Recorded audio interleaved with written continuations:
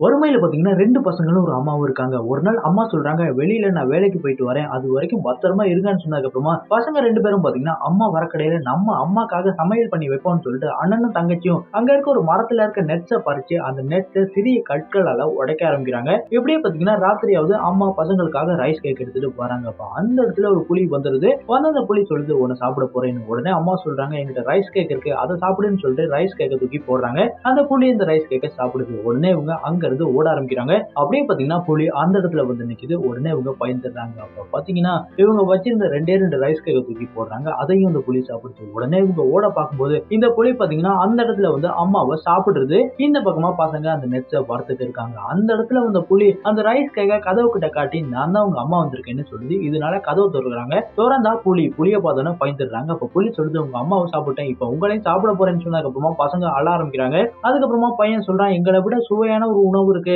இந்த நட்ஸ சாப்பிடுன்னு" சொன்னதுக்கு அப்புறமா அந்த புலி அந்த நட்ஸ சாப்பிடும்போது வாயெல்லாம் சுட்டுருது. அந்த கேப்ப பயன்படுத்தின அந்த பசங்க அங்க இருக்க ஒரு மரத்து மேல ஏறிக்கிறாங்க. அதுக்கப்புறமா புலி இவங்கள தேட ஆரம்பிக்குது. அப்படி தேடும்போது மரத்து மேல இருக்கிறத பாக்குது. உடனே மரத்து மேல ஏற பாக்குது. இதால முடியல.